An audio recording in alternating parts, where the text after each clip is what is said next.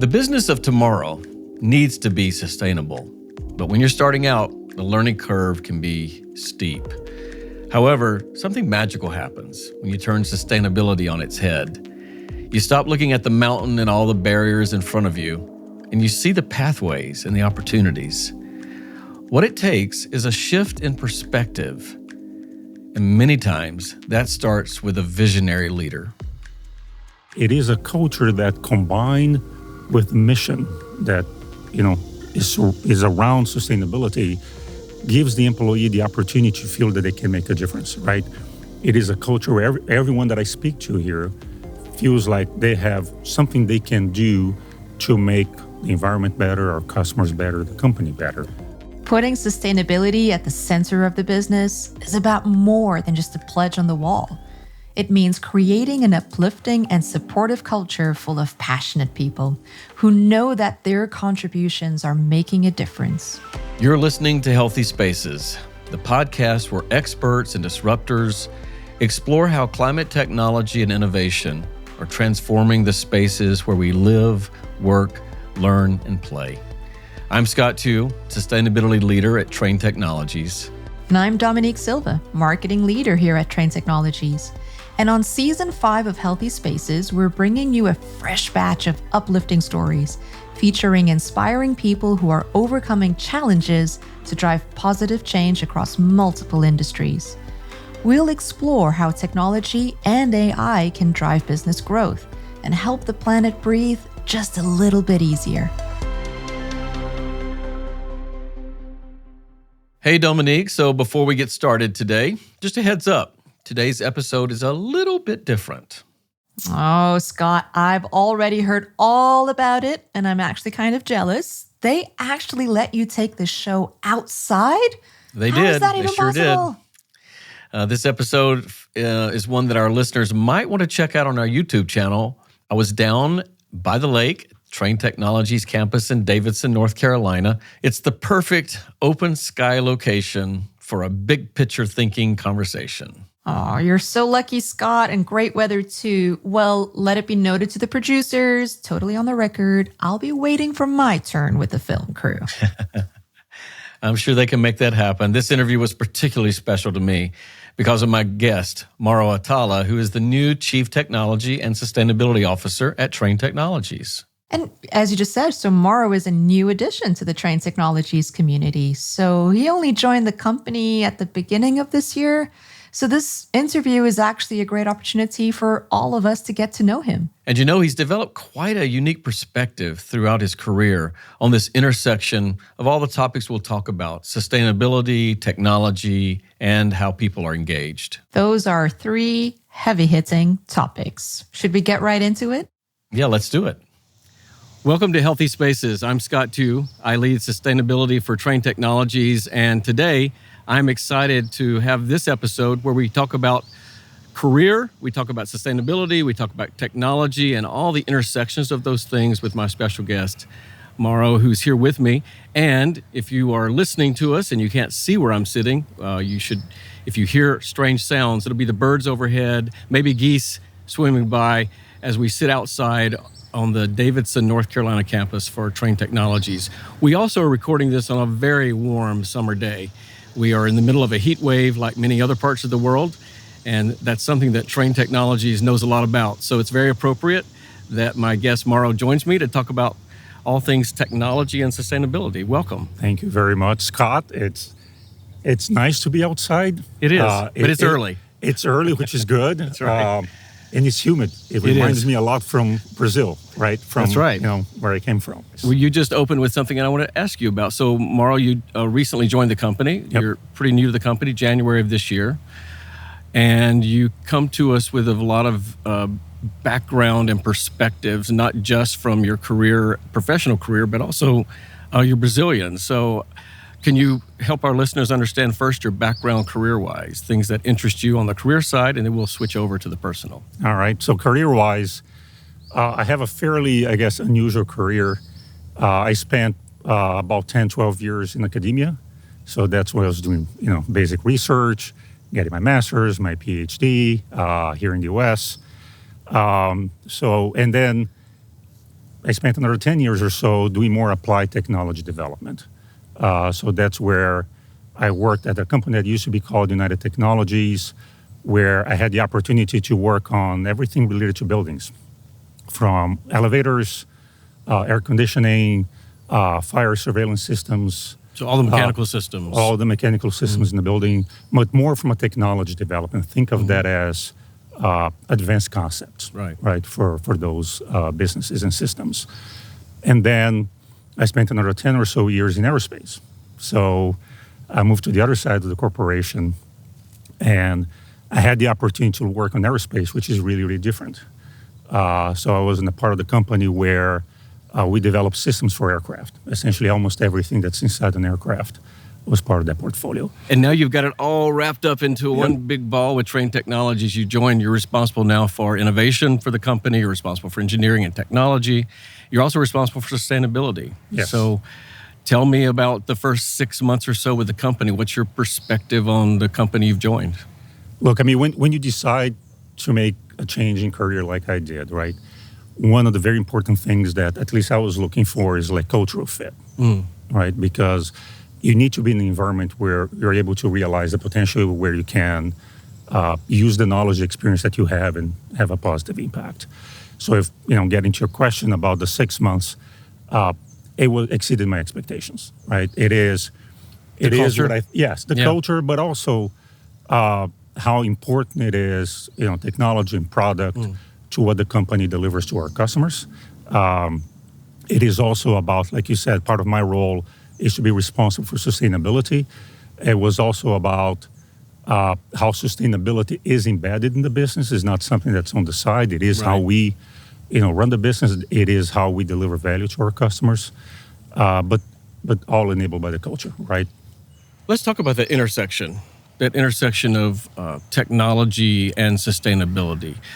I mean, you've got a career behind you. You've now joined a company that we talk a lot about that intersection. What's your view, given your background as well as how you think things are with Trane Technologies? So sustainability is a very broad topic, right? And there is so is technology. Exactly, right? And there are multiple intersections, right? But there is no one solution, right, that's going to address sustainability. So when you look at that problem, you need to think about the entire system. So you need to think about how you design the products, what you use to manufacture the products, and how you manufacture the products. It is how the products perform in the field.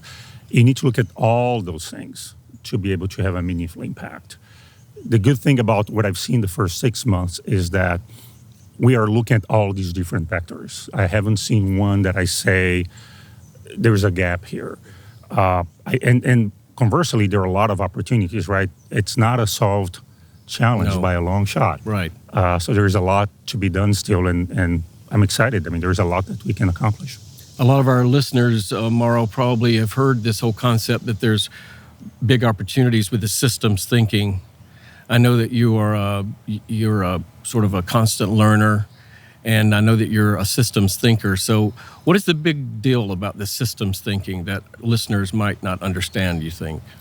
Well, I'll probably give you two examples. So one is in a certain type of building, there are several of those, you want to have cooling certain parts of the building, and you may need to have heating in other parts of the building. So what has been done traditionally is that you use a cooling solution. Think about a hotel in the guest rooms, and you use heating for the kitchen or the laundry. So they're both on at the same time. They're both on at the same time. They're both rejecting energy, because if you think about HVAC, it's all about thermal system. It's all about moving energy from one place to another. Right. So you have the guest rooms where you're taking energy out of the room and pushing it outside the building, and you have the laundry where you're burning fossil fuel to generate heat, and that heat is also being dissipated somewhere. And if you think about that and you look at the whole building, why can't you take the heat that you are taking out of the guest room and use it, pull it back into somewhere inside the building, else. Right? So why waste energy? So you need to look at the entire application. So that's one example. The other one, I would say, if you think about data centers, or any industrial process where you need to either cool very much or, right, you need to take the heat out of the data center in that example, you can use that in the community that may be near the data center. You can use that for something that's called district heating. You can take that heat, that warm water, and use it for the community, right, that's next to it, instead of just rejecting the heat to the Just really atmosphere. stepping back and finding all of the opportunities. Exactly. So you need to understand what problem you're trying to solve, not just a specific thing that's ahead of you. Right. Because then you're going to be able to potentially create new solutions that were not obvious at the beginning, right? If you only look at that narrow scope. So, Mauro, you're joining the company at a very special time. We're at the midpoint of the 2030 commitments. One of those commitments was something we call the Gigaton Challenge, which was essentially about reducing the emissions when our products are being used with our customers. We committed to reduce the emissions by 1 billion metric tons by 2030. We're making great progress, but you've just come into the company. You've been spending a lot of time in our factories, spending a lot of time with our associates, spending a lot of time with our engineers. What's exciting to you about this Gigaton Challenge? It is interesting, right? Because I think, first of all, by the way, you were here, you were instrumental to creating that challenge, right, back in 2019. I believe back in the day, you can confirm if I'm wrong, but I believe back in the day, we didn't have this all roadmapped. No, not at all. So it was a challenge. It was something that we didn't quite know how to get there. The company knew it would make a difference to the environment, to our customers. So it is grounded on what customers need and value. It has a positive impact on the environment. It was far from something that we're certain that we could do. Correct. Now, it is interesting because it's very simple, right, in terms of articulating, explaining what it is. But at the same time, it brings all different elements together because it brings the technology, right? We need to figure out how to make our product more efficient. It also motivates all the employees to think about different ways of doing things. Yep. So that's linked to innovation. Exactly. I mean, it's a catalyst, right? And I find it powerful because in its simplicity and its relevance. And you don't have to be explaining all the details and all. It's very, very simple and clear. And it continues to be a challenge. We're halfway through. There's a lot of work to be done still. Exactly. Right? Hey, so Mauro, a lot of your day is spent at Trane Technologies focused on the built environment because we have so many solutions for the built environment, whether we're talking efficiency or cooling and comfort, a host of things. Can you give me your thoughts about a specific type of building that's on people's minds right now? That's data centers. It's on people's minds because there's a lot of talk about AI and digitalization, how companies and individuals are using AI and the tools. But we also know that data centers come with a downside because they are highly energy intensive. What are your thoughts about better buildings and especially better data centers? I think buildings in general, right? I think we continue to operate using the thermodynamic cycle, right? That the physics haven't changed. Very technical term. Yes, sorry. So it's about how you move energy from one space to another and how you use refrigerants to take that energy and move it around, right? And transfer that. And the physics are not going to change. Right. But how we go about doing that and moving that energy, we can continue to make that more and more efficient. So whether it's a traditional building, it's in how we choose what refrigerants we use. It's about what information do we use to control the equipment that's cooling or heating that building. So, for example, an air conditioning in a building or a home, it knows about the temperatures. It knows about how fast fluid is moving around. It knows about pressures.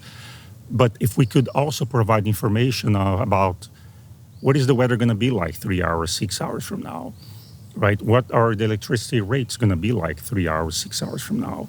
That helps us make better decisions, right, for that building, and that leads to less energy use, which better for the environment, right? So it plays also into the design of those buildings as well as how they're operated, right? Exactly.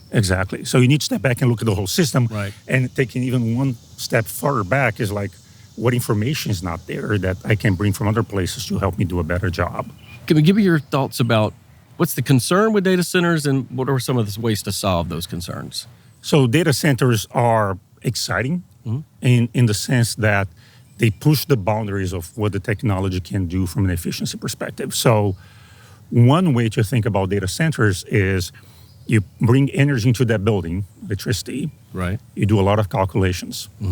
And all that energy that came in essentially becomes heat, right? Yep. And the chips, like your home computer that has a fan, needs to be kept under a certain temperature. The same is true in data centers. Is that something we would call waste heat? It becomes waste heat, right? Because you want to cool those chips, those racks.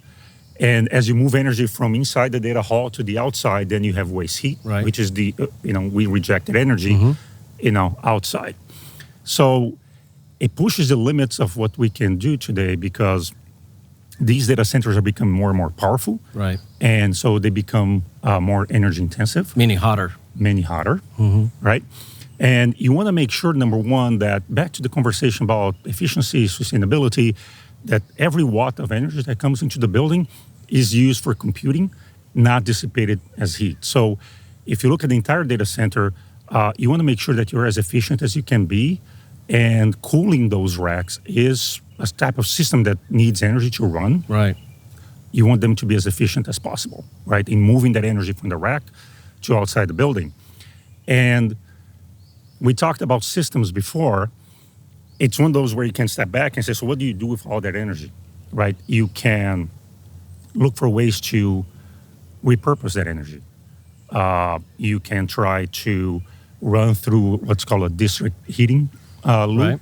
So if there's a community nearby, you can use that warm temperature water to go heat that community. So we're rethinking this whole concept of waste in terms Yes. of waste heat, and maybe it becomes something else that's not wasted. That is true. And a different way also to look at data centers and some of the trends in technology, as they become more powerful, they run hotter. The temperature of that water that comes back from the data hall, right, is higher. The temperature is higher. And what we're finding is oftentimes that water temperature now is higher than the outdoor temperature. So then what you can do what's called, free cooling. Essentially, you run that water, right, through, heat exchangers like you have outside your home, Right. and fans, and you drop that water temperature that way using fans, which consume a lot less energy than compressors. So the loop becomes something that is more efficient and there's less waste. Exactly. I mean, we have done worked very close with our customers to look at their system and their needs and develop solutions that use free cooling that save like 40% of the energy that a traditional systems that use only compressors would have used. Hearing you describe that, Mauro, I've been working with you for a while now, and one of the things that I've learned is that you yourself are a constant learner. You're sort of encouraging all of us that work with you to stretch our thinking around how to solve certain things. And so I'll put that back on you now. What are you learning right now? What are you excited about learning? You're right. I like to learn different things, and I've been very lucky that in my career, I've been able to touch many technical disciplines, not just my formal mechanical engineering background, but a bunch of other things. What I'm more interested right now, it's around machine learning and understanding how robust is it, how mature is it. What's machine learning for our listeners who may have never heard Think that about term? AI. So Okay. machine learning is the underlying mathematics that allows you to learn from all the data that's available and do things what ChatGPT does today. So the machines themselves become smarter and part of the solution. Exactly. So going back a very long time, right, into the past, when I was doing my graduate study, I was using what was called neural networks, machine learning, AI, which they don't even teach that today. It's so basic, right?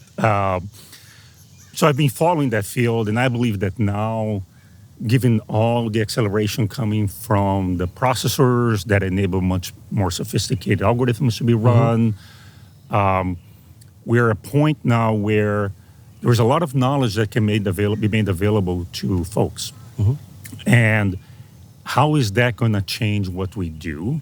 It's just something regardless of my job today, but part of also of my job, but just understanding how is that going to change? What is that going to enable? So that's one that I keep playing all the time with. AI and data centers are just like, for some people, they're way out there. And part of your job as a CTO, as a chief technology officer, is to think about horizon. Like what's emerging, what's on the horizon. What are your thoughts today in an exciting year where there's many things going on, and on this hot day that we're experiencing here and some of our listeners are, what are your thoughts about things on the horizon that we should have our eyes on? I think, so speaking, we talked about how humid it is, how hot it is, right? So if you think about the energy that air conditioning uses, a part of it is to dehumidify that air that's in that space. And which makes the air more comfortable, right? Exactly, right? And so you need to reduce the temperature, reduce the moisture content.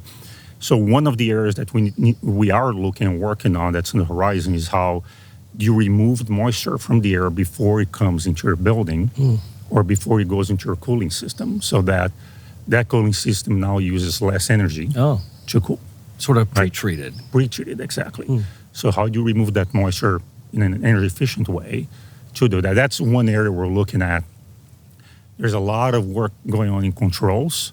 So how do we get smarter about controlling not only our equipment with information about what the weather is going to be like or what the electricity cost is going to be like, but also how do we coordinate how our system operates in conjunction with other systems that may be in that building, hotel, hospital, data center. So connecting all the dots of the system. So when one's going up, we may be coming down. When we know there is energy flow coming from there, we can do something different. So just look at the entire picture of how do we control that system is another area where there is a lot of benefits still to be gained. Because if you think about it, about 30% of the energy that is after the meter, right? It's inside the built environment, the built space. About 30% of that is wasted because of the efficiency of the systems. So anything we can do to waste less is a huge benefit that also reduces the burden on the grid, reduces the burden on the. It's like a long-term. It's like a long-term impact. Exactly. Right. Exactly. Speaking of long-term impacts, a lot of our viewers and listeners, Mauro, on this Healthy Spaces podcast, they have a personal value in sustainability. I think that sustainability means different things to different people, but for many, it's very personal. The things that they care about. What's your view? What does sustainability personally mean to you? It's interesting, right? So I grew up in Brazil, and I've lived in a bunch of different places. So I've been from probably the hottest place I've been was in Brazil, where I was born in Belo Horizonte, and the coldest when I lived in Minneapolis, right? Two extremes. Two extremes. From 40C to minus 40C. That's right. But it is, in my lifespan, it is visible how the environment has changed. Right. I remember growing up, the winters in São Paulo, they were always foggy, always rainy. That doesn't exist anymore. How even the weather patterns have changed since I've lived in the U.S. I have two children. One is now going to be 23, in a couple of months. The other one's 21. They're going to see probably a lot more change if we don't continue to work in this area. So for me, it's both the realization of what I've seen in terms of change, and if I just think about and forecast if nothing gets done, what this may lead to, right? Because the Earth, the planet is a very complex system. We don't fully understand it. Right. There is always a risk that we may go through some tipping point that accelerates processes that we may not fully understand. So whatever we can do to keep this under control, the better for everybody. Hey, Mauro, no matter where our listeners are right now, they all have some perspective on the culture they're in. It could be in a classroom, could be in an NGO, could be in a large organization. All of those have very distinct cultures. You mentioned earlier something about integrating sustainability. How important is culture to integrating it? It's probably the most important thing. So over my career, I've been part of companies that acquired many other companies. When it was the first time I realized how different cultures can be in companies. You get to see it there. You get to see it, and you get to see how bringing cultures together is hard. Yeah. There are no equations for that. There is no closed form solution, right? You don't just send out a memo, do you? You can't, No. right? That's not enough by a long shot. And it drives everything. It drives the behaviors. It drives the measurement systems. It drives how employees feel when they come to work and how productive and they feel and they are. So what I observed here at Trane Technologies is the culture here is very, very healthy in the sense that, and what I mean that is, it is very inclusive. So coming in here from the outside, I ask a bunch of dumb questions, but very inclusive, very open, and very supportive. And it is a culture that, combined with a mission that is around sustainability, gives the employee the opportunity to feel that they can make a difference. Right? It is a culture where everyone that I speak to here feels like they have something they can do to make the environment better, our customers better, the company better. They feel connected to something Absolutely, else. Right? And what I also see is that we're investing in it. We're just completing the first cohort of managers that we nominated to go to a new program that we co-developed with the Harvard Business School, right? On how you do sustainable, business leadership. Right. So how can you be a leader in this industry and think about sustainability, the customer, the business? So you invest in building that capability.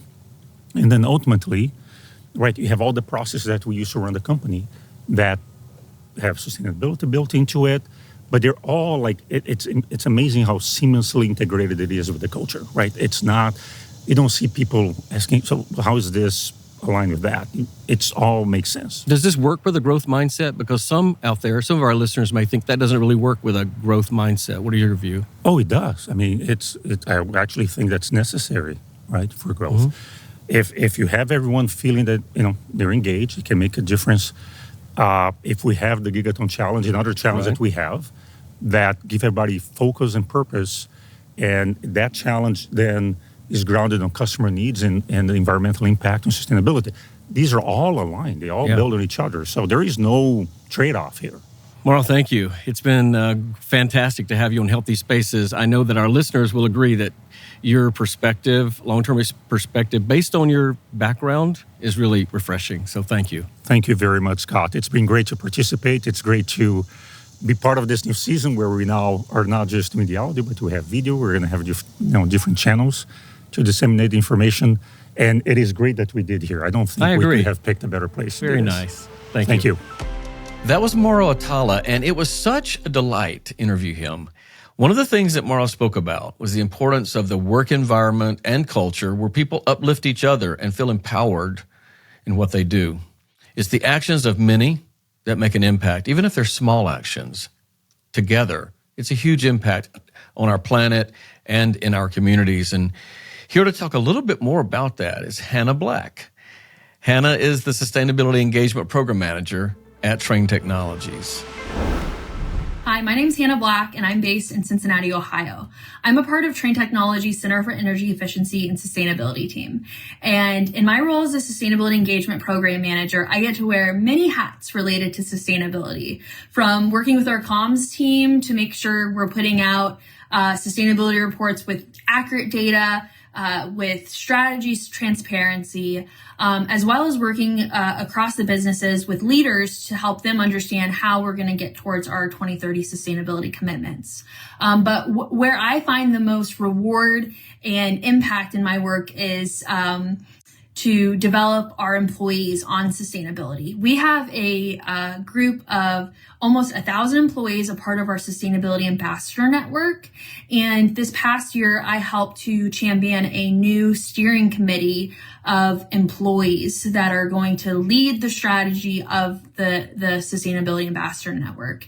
And the purpose of this network is for employees that are really passionate about sustainability to have a community that can not only help educate them on some of these more complicated sustainability topics and terminology, but also to give them the right tools and resources for them to be advocates in their community, with customers, and with their colleagues on what our 2030 sustainability commitments are and how they each can contribute to them.